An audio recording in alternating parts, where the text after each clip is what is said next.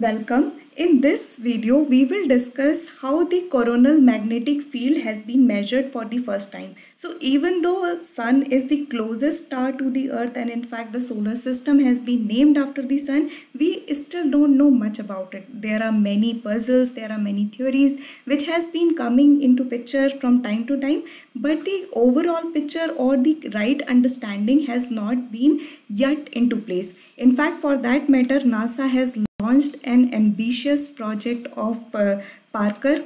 Solar Parker is one of the major initiative taken by the NASA to understand the working of Sun, how the coronal ejection works. All these things are into consideration, and going forward in future we might have better understanding of how the Sun function. But this particular achievement, which has been taken care by the telescope which takes the picture of the coronal magnetic field, is going to help us solve few of the existing puzzle. So the things which this particular discovery will try to help to understand is how the coronal heating problem exists and what exactly it is about, and what are the mechanism of eruptions of the Sun. So let's begin and try to understand what exactly is meant by coronal heating problem.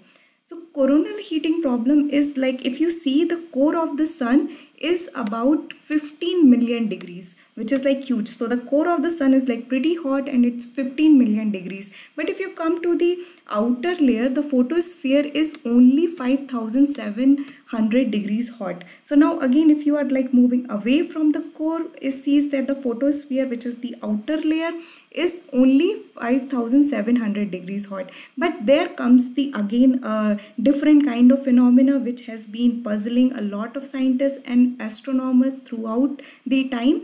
The thing is that even though the photosphere is only 5700 degrees hot, the corona, or the just beyond the outer atmosphere, it gets really hot. So it is several million kilometer beyond its surface, but even though it is much hotter than the surface itself, reaching temperature around 1 million degrees or even more. So if you see, the core is hot, which is like around 15 million degrees. Then comes your photosphere, where the temperature drops considerably. It's only 5700 degrees hot.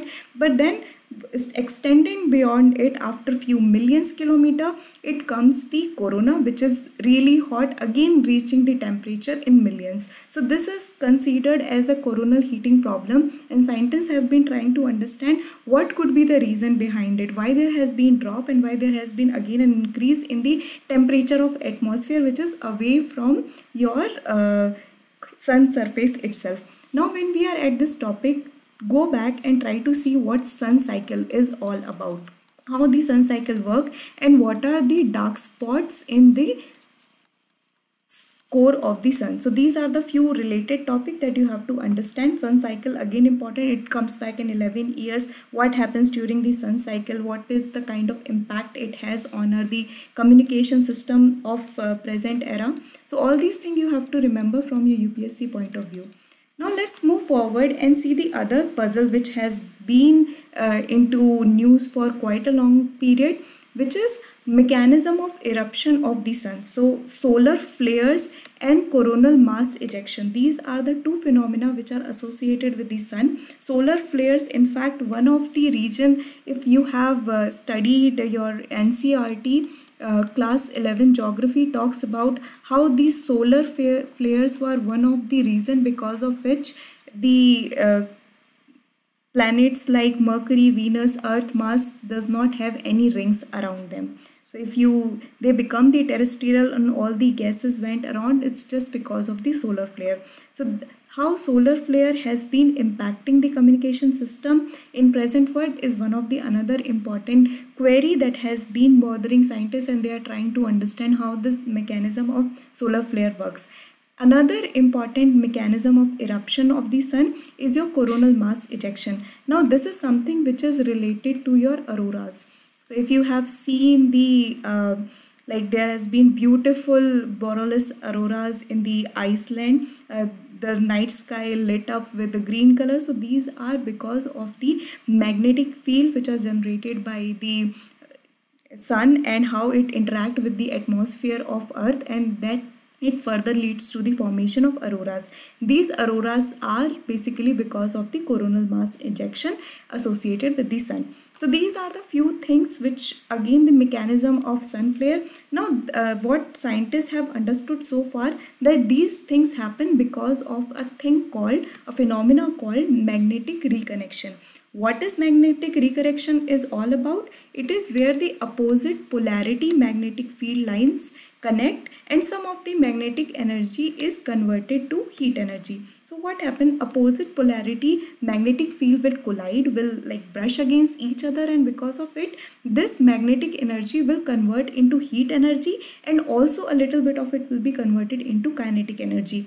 And this particular energy is the one what we see in the form of solar flares or your coronal mass ejection. So this is again an important query which has to be solved by the scientists so that we could have a stable communication system. Now, why understanding of solar flare and coronal mass ejection is important? Because our communication system is kind of dependent on the magnetic field, and the magnetic field of sun has a huge impact on how the earth's magnetic field work. And at times whenever there is solar flare, like if you have seen news, at times of solar flare there is estimated disruption in the communication system.